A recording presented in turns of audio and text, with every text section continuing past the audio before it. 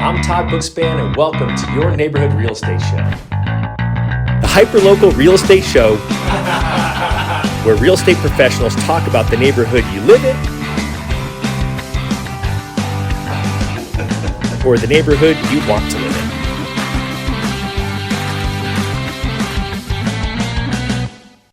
This episode is brought to you by homebuyeruniversity.net, your free comprehensive guide to buying or refinancing your home. Click over to homebuyeruniversity.net to get started online today.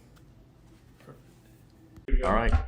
Hey, everyone, it's Todd Bookspan. Welcome to another episode of your neighborhood real estate show. And man, sitting across from me is Erik Kelly. And those of you who have been long-time listeners will actually know that Erik is the first person I'm having on for a second time. So it's super exciting to have you back. Yeah, it's great to be here. Thanks. So for people who didn't listen to the first go round, can you just give a little bit who you are, what you do, how you got into this crazy business? Yeah. Who's Erik Kelly? Oh, thank you. Absolutely. I have lived in the Valley of the Sun for almost 27 years. Yeah, that's a long time. Moved here a long time ago for a corporate job at that time. I was building a corporate career. And then selling anything cool or like copy machines or something? I was selling offshore customer support services All right, for like higher end stuff, like Wells Banking and Fortune 500 companies. That kind of stuff. So when I call up and I get someone that may not be great, it's because of you. Probably so. Okay. Yeah. Right. But think about this. This was like actually a lot of them are great. It was innovative then. A lot of them are great. Yeah. I shouldn't say that. Yeah. But yeah, then I transitioned into real estate in 2002 and I've been doing it 20 years now. Full time. Yep. You're all in. Yep. Fly or die. Yeah. I think that's, I think people don't realize, it's a 100% commission job. So you got to be great to stick in it for that long, or you're just going to live, an average life. And you're not the kind of person who wants to live an average life. Well, I have 3 kids, and growing up, they liked food with their meals. So that was high motivation, especially in the early days. Oh yeah. And so I originally started the show and you were one of my first guests back in 2019. And in 2019, we were sitting here towards the end of the year, and, the market was actually, I'd call it maybe a normal market back then, or how would you describe the 2019 market? Yeah, I think so. I mean, the Phoenix metro area was increasing in population. So our closed transaction count was increasing, incrementally every year. But it was pushing up towards 100,000. So we were kind of around, those years, 89, 92, 94,000 closed transactions a year. And it kind of changed dramatically over the last couple of years. Yeah. So kind of, I got to imagine that most people listening know what happened in the market, but here we are in, let's just call it the greater Phoenix area of Maricopa County. But I think we're similar to a lot of, most of the country, although, maybe we had a little bit more growth, but, we had a market that had limited inventory already, but, 2020 was a different year. Yeah, for sure. Well, I mean, I think you had a perfect storm of events. So you had, household starts across the United States were outpacing new construction.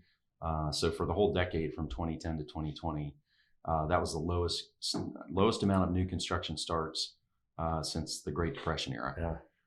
So you've got accelerating population growth and in-migration, especially to an area like Phoenix, and not enough houses being built. And then you had interest rates, which were, ridiculously, historically low. I mean, pretty much free money. Yeah, which drove affordability through the roof. Right. And increased the percentage of home ownership and certainly the desirability of it. And then with the supply-demand ratio, it certainly sent prices vertical on us too. Oh yeah, and it was interesting to me because we had so many people who all of a sudden could work from anywhere they wanted to work, and people said, "Gosh, why wouldn't I want to live in Arizona? It's beautiful there."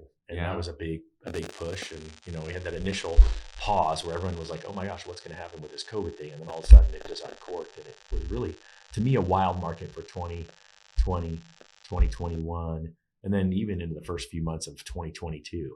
Yeah. Right. Low inventory, multiple offers. You had to pay over asking if you didn't have a lot of money. First time home buyers, they struggled in that market. Oh, without a doubt. Yeah, it was super, super competitive. And, it was a fiercely frenzied market is the way I describe it. Fiercely frenzied. I'm going to write that down.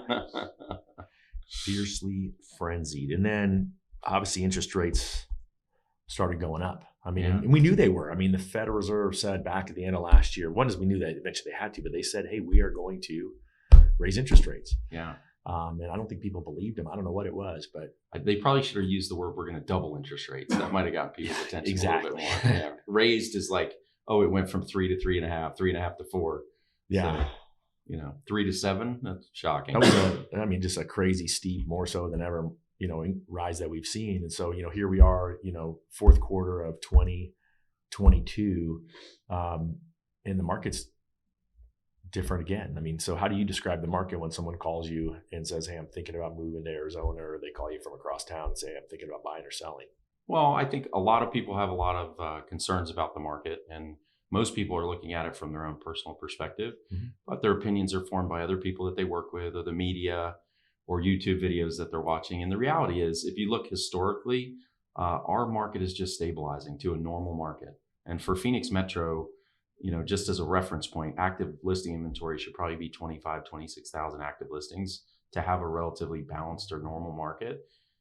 We're still hovering between 20 to 22,000 active listings like right now. And that's double what the inventory was a year ago. So is it dramatically different landscape in real estate than it was a year ago? For sure. But it's not like a bad market or whatever people might describe it with kind of a negative connotation. Well, and when we had the housing crash, right? I mean, the number of listings was, quadruple this, right? Oh my gosh, yeah. At the end of 2009, there were 60,000 active listings. Yeah. Right now, there's 20-ish. So, It's just night and day difference. And I still feel like now there's pent up demand, because I feel like there's a lot of people who, because last year they didn't want to compete for a house. So they said, I'm going to wait till next year. Right. And then now next year's happened and interest rates are higher. So now they're saying, I'm going to wait till next year. Right. And so I just feel like they keep rolling the rock down the hill. But unfortunately, the hill's going upward. House prices are, going to probably be higher in a year than they are right now. Yeah, I think so too. I think we've seen some flattening out. I think we've seen, there's people looking at and say, well, prices are falling or they're coming back. Well, if you look at that statistically, it's not nearly as dramatic as what people think. There were some people that were, because of the accelerated market we were in, they were always pricing way ahead of the market, and thinking they could get it. And so some of that is being retracted now. But the other thing is, I don't think the market ever eliminates motivation. The reason people move is because they have a need in their personal life. They're getting married. They're buying their first home. They need a bigger home to raise their family in. They're building their dream home. They're finding a retirement home or a second home, or eventually at the end of life, it was their last home, or they're relocating for a job. So those are all like real milestone moments in life, and those don't go away. Like, that's real life. So I think the market influences maybe the urgency of motivation, but it doesn't take away the reasons that people are buying and selling homes. Yeah, that's so spot on. And it seems to me, right, when you say that the people just can't keep raising prices, like, I use my own neighborhood because it's easy for me to see.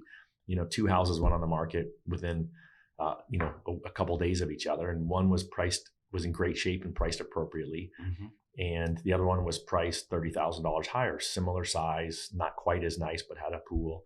Both went under contract, but they had to lower the price on the one that was $30,000 more to match what the other house was priced at, right?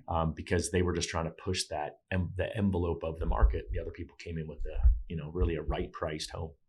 Well, and that's kind of deceiving, because are they really dropping the price, or are they just aligning the price with where it should have been priced to begin with? Yeah, right? I guess that's the right way. Point, that's the right way of putting it, because I remember walking by and they were hammering the sign, and I'm like, oh, you moving? And she's like, oh no, I'm the realtor. And I'm like, oh, awesome. And because I'd never seen anyone in the house before, but went up for sale, and I thought, that just seems like it's priced a little high. Again, I have nothing. I'm not an expert like you are, but I think I know enough to be dangerous. Well, I think perception's reality. And so we have to be conscious as consumers, because we're all consumers, even people that work in the industry, we're also consumers of, what's the source of the information? Like, I had a friend of mine that said to me within the last week, man, the prices are really coming back, because I looked on Zillow and my home price has dropped by $180,000. And I said, oh, according to Zillow, the company that lost $1 billion buying and selling homes? Yeah, I would trust that as a reliable resource. Yeah, there you go. All right, hint, don't trust it. Call your real estate professional like Erik. Right. So, we just have to be conscious of what are the points of reference. And the way I look at that is, we're in a consultative role with clients. It's, what are you trying to accomplish? And let's have a conversation about what's the best strategy to get there. And then let's look at factual market data and say, these are the inputs you should be considering in your decision. So. Well, I love that factual market data, right? Not the news, not your neighbor, not anyone else, not a computer algorithm that's designed to try to do that. Not that they can't, get within a range, but they're all either over or under, and you just don't know which one it is when it comes to yours. So I love the fact that, you're going to sit down and say, all right, here is the data and here's what you need to know in order to make the best decision for you. Yeah, absolutely. Consultative. That's a good word. I think there needs to be more of that in this industry. Right. Yeah. Well, I mean, the exciting thing about this market for guys like me that have been around for a while is we're very much in a skills-based market. So no longer do you need a license and an Instagram account to be able to sell houses. You actually have to know some stuff. You have to be able to interpret the market.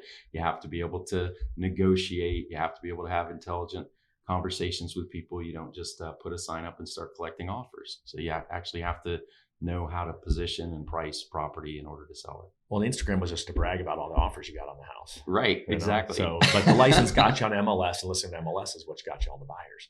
Yeah, for sure. Yeah, I do agree that experience, the skills, to use your word, really matter in this market. This is the kind of market where people with your experience shine. Yeah. Well, I'm excited for that. Appreciate the compliment. Yeah. But I feel like this is where we can really add the most value. Mm-hmm. And some of that was diluted a little bit in the market that we were in, because if you're really honoring your fiduciary responsibility to your clients, you want to advocate for them to the highest level. But it's difficult to do that when it's contingent on the agent on the other side of the equation, mm-hmm. Because when they know they're going to get 11 offers, the idea of building rapport and being able to really position your buyers as a strong buyer and have productive communication, which is how a lot of real estate deals get done, right? It's relationships, and it's being able to communicate effectively and align priorities. And some of that was diluted in the market where people could just collect 10 or 30 offers. Yeah. So, and it's interesting, and this isn't, to placate you, but really it's accurate experience that we had as a team working with you, is that it was always interesting to me. One of the things that we love to do is call a listing agent and say, oh gosh, we got this buyer well qualified. They've been pre-underwritten. They're ready to go. We can close quickly. And we use that a lot to help mm-hmm. get clients under contract. With you, it was never the case. You'd already built a rapport with the agent and didn't need us to come alongside you to do that. And on one hand, I was like, oh gosh, we didn't get to shine. But on the other hand, I'm like, gosh, we didn't have to shine because you were so good at doing that. Well, you guys shine at what you do, though. I mean, that's the thing. And that's the thing about the team that we built, with the partners that we work with, like yourself and your team, is we want the experience to be great for the client. Yeah. And we want it to be a pleasant experience for the people on the other side of the transaction as well. And so, I mean, that's ultimately the goal. So, but I just love that. I mean, I just want the listener to understand that that's different. It was a different experience that your clients went through because you were able to do that at a higher level than anyone else that we dealt with during that time. Well, thank you. I appreciate that. So I don't think the other people who are listening are going to be happy to hear me say that. But I always say it how it is. Yeah. Well, we're looking to differentiate, and we're looking to achieve a successful outcome mm-hmm. for all parties. Like, we want the parties on the other side of the transaction to have a good experience as much as we want it for our clients. But we're going to advocate very strongly for our clients in their best interests. So that helps if you have a good working relationship with the other people involved in the transaction. All right. So anything else we should talk about for buyers or sellers before I start asking you about Ahwatukee? Oh my gosh. I think, I just go back to what's influencing your opinions about the market, and just ask questions, find whether it's our group or you have another real estate professional that you have a relationship with, ask the questions, talk about your concerns, talk about what it is that you're trying to accomplish. We get questions all the time. Is now the right time to buy?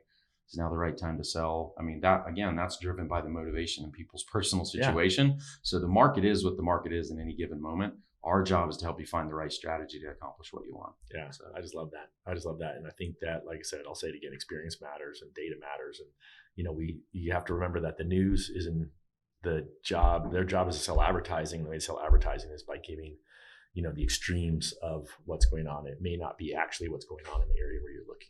Right, exactly. And so before I had you talk about Ahwatukee, you love Ahwatukee, and you used the word when we were talking about this resurgence. I wrote that down. So first off, where is Ahwatukee for someone who has no idea? They've never heard of it. They're listening from, Kentucky or somewhere. Well, it's South Phoenix, but it's just on the backside of the mountain, which most people think of South Phoenix. They think of below Central Phoenix and north of South Mountain. Yep.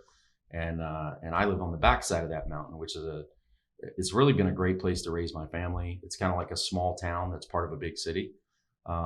It's from the north, it's bordered by South Mountain, which is the largest municipal park in the United States. 16,800 acres of trails. I didn't know that till you told me that. And now we hike there all the time. And I'm like, we love it. It's incredible. And you get up in the mountain and you're like, I can't believe I'm in the middle of like one of the 10 largest cities in America, right? So I think that's a huge draw. There's a great school district, and it's just a beautiful little community. And on the southern border is Indian Reservation, so it's all open desert down there. So it's kind of bordered that way. Yeah, I think that's and now we have a new freeway. Well, and it was interesting when you mentioned that before, because that freeway connects the I-10, which is the road that heads west out to California. Right. And then it connects you to the other part of I-10, where it loops around and it goes south and heads towards Tucson and then to Texas. Right. So it's a way to avoid Central Phoenix, which was always there was just too much traffic flowing through that part of town. So in that sense, I think it's been great for longtime residents of Ahwatukee.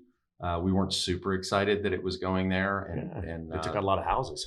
Well, it did. It took out houses. It took out churches. It took out a little bit of commercial stuff. And we were hopeful that there was going to be an agreement with the reservation, because if you look a half a mile south, it's wide open desert and it's all perfectly flat.